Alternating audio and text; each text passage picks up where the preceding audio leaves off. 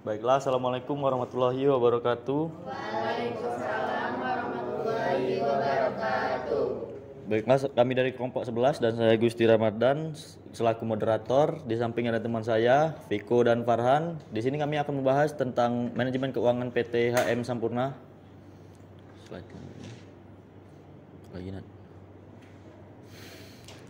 Mulai dari latar belakang PT Handalaman Jaya Sampurna atau biasa disebut dengan Sampurna merupakan salah satu produsen rokok terkemuka di Indonesia. PT HM Sampurna ini memproduksi sejumlah merek rokok kretek yang dikenal luas seperti Sampurna Kretek, Amil, serta Raja Kretek yang legendaris Jisamsu. PT HM Sampurna Tbk adalah afiliasi dari PT Philip Morris Indonesia dan bagian dari Philip Morris International, produsen rokok terkemuka di dunia. Misi PT HM Sampurna Tbk adalah menawarkan pengalaman merokok terbaik kepada perokok dewasa di Indonesia. Hal ini mereka lakukan dengan senantiasa mencari tahu keinginan konsumen dan memberikan produk yang dapat memenuhi harapan mereka. Kami bangga PT HM Sampurna Tbk bangga atas reputasi yang mereka raih dalam hal kualitas, inovasi, dan keunggulan. Baiklah, masuk ke manajemen modal kerja. Di sini akan dibacakan oleh Viko Aditya. Kepada Viko dipersilahkan. Baik, manajemen modal kerja. Definisi manajemen modal kerja adalah selisih antara aset lancar, yaitu piutang, persediaan, kas, dan kewajiban lancar atau hutang. Tujuan dari manajemen modal kerja adalah menjaga kelancaran operasional perusahaan dengan memastikan ketersediaan dana yang cukup untuk memenuhi kewajiban operasional sehari-hari. Kemudian modal dasar atau saham biasa Authorized Capital atau Common Stock 2021 dari PT HM Sampurna adalah 157 miliar 500 juta. Modal ditempatkan dan disetor penuh atau saham biasa 2021 dari PT HM Sampurna yaitu 116 miliar 300 juta. Ini adalah annual report modal dari PT HM Sampurna pada 2021. Kemudian manajemen piutang yang akan dibacakan oleh teman saya Farhan. Baiklah, yang kedua ada manajemen piutang. Yang pertama ada definisi. Piutang adalah tagihan yang harus dibayar oleh pihak lain kepada perusahaan. Tujuannya yaitu meminimalkan risiko kredit dan meningkatkan arus kas dengan memastikan pembayaran tepat waktu. Yang ketiga ada tujuan PT HM Sampurna Tbk, yaitu penting untuk mengelola portofolio pinjaman dan meminimalkan risiko kredit. Annual report piutang dapat dilihat di tabel berikut. Yang ketiga ada manajemen persediaan. Manajemen persediaan dibagi menjadi 3. Yang pertama yaitu definisi. Persediaan mencakup barang-barang yang dimiliki oleh perusahaan untuk tujuan produksi atau penjualan. Yang kedua ada tujuan, yaitu mengoptimalkan tingkat persediaan untuk menghindari kekurangan atau kelebihan persediaan. Yang ketiga yaitu tujuan PT HM Sampurna Tbk.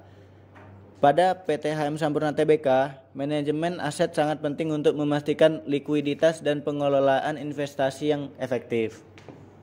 Selanjutnya, manajemen kas yang akan dilanjutkan oleh Viko. Kemudian yang keempat ada manajemen kas. Definisi manajemen kas yaitu pengelolaan dana tunai perusahaan untuk memenuhi kebutuhan operasional sehari-hari. Kemudian tujuan manajemen kas yaitu mencegah kekurangan dan kelebihan kas serta memaksimalkan penghasilan dari investasi kas. Kemudian penerapan pentingnya manajemen kas pada PT HM Sampurna Tbk itu sangat penting dalam pengelolaan keuangan, memastikan likuiditas yang cukup. Lanjut. Ini adalah annual report kas pada PT HM Sampurna Tbk pada tahun 2021. Kemudian ini adalah laporan posisi keuangan konsolidasi PT HM Sampurna pada rentang waktu 31 Desember 2021 dan 2020. Kemudian kebijakan dividen akan dibacakan oleh teman saya Rama. Baiklah, masuk ke kebijakan dividen. Definisi dari kebijakan dividen adalah kebijakan yang mengatur distribusi laba perusahaan kepada pemegang saham, dan tujuan dari kebijakan dividen ini yaitu meningkatkan nilai pemegang saham, memelihara kepercayaan investor, dan menyediakan dana untuk pertumbuhan perusahaan. Dan menurut PT HM Sampurna, dalam melakukan kebijakan dividen dapat mengaruhi kepercayaan investor dan memainkan peran dalam perencanaan keuangan jangka panjang bank. Dan ini adalah annual report saham PT HM Sampurna pada tahun 2021. Dan annual report kebijakan dividen PT HM Sampurna Tbk pada tahun 2021 yaitu berdasarkan keputusan Rapat Umum Pemegang Saham Tahunan atau RUPST pada tanggal 27 Mei 2021, pemegang saham perseroan menyetujui dan mengesahkan pembayaran dividen tunai sebesar 8,47 triliun atau sekitar Rp72,8 per saham yang berasal dari saldo laba tahun buku 2020. Dividen ini dibayar secara penuh pada tanggal 18 Juni 2021. Dan ini adalah tabel annual report kebijakan dividen tahun 2021 PT HM Sampurna Tbk. Dan itulah sekian presentasi dari kelompok kami, kelompok 11 yang membahas tentang PT HM Sampurna. Kami ucapkan terima kasih atas perhatiannya. Dan mungkin dari teman-teman ada yang ingin ditanya? Baiklah, saya Nabila Putri dari kelompok 5 ingin bertanya kepada kelompok 11. Dilihat dari annual report pada tahun 2021 PT HM Sampurna Tbk, kebijakan dividen dalam bentuk seperti apa yang akan dibagikan kepada pemegang saham di perusahaan Sampurna tersebut? Terima kasih.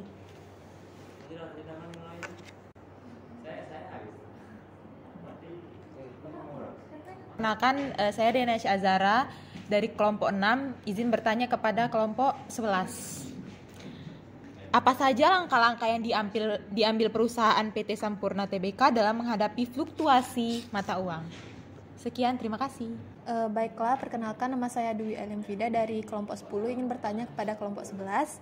Dari hasil yang sudah kalian paparkan tadi, bagaimana pengaruh kenaikan cukai rokok terhadap arus kas PT Sampurna?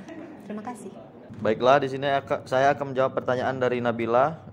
Pertanyaannya, dilihat dari annual report pada tahun 2021 PT HM Sampurna Tbk, kebijakan dividen dalam bentuk seperti apa yang akan dibagikan kepada pemegang sahamnya. Jadi PT HM Sampurna Tbk seperti perusahaan lainnya menentukan besaran dividen berdasarkan keputusan dari Rapat Umum Pemegang Saham atau sering disingkat RUPS. Di mana RUPS ini akan menilai kinerja keuangan perusahaan, kebijakan dividen, serta kebutuhan investasi dan ekspansi. Dan pada tahun 2021 setelah dilakukannya RUPS, PT HM Sampurna membuat keputusan untuk membagikan dividen secara tunai kepada para pemegang sahamnya. Bagaimana kepada Nabila? Terima kasih atas jawabannya. Baiklah, saya akan menjawab pertanyaan dari Dea. Soalnya itu, apa saja langkah-langkah yang diambil perusahaan PT Sampurna dalam menghadapi fluktuasi mata uang? PT Sampurna sebagai perusahaan yang beroperasi dalam lingkup global menerapkan beberapa langkah untuk menghadapi fluktuasi mata uang. Beberapa langkah yang mungkin diambil oleh perusahaan seperti PT Sampurna meliputi: yang pertama ada hedging atau lindungi nilai mata uang. Perusahaan bisa menggunakan instrumen keuangan seperti kontrak berjangka atau opsi mata uang untuk melindungi diri dari fluktuasi mata uang yang merugikan. Yang kedua ada diversifikasi mata uang. Mungkin perusahaan melakukan diversifikasi mata uang dalam operasinya.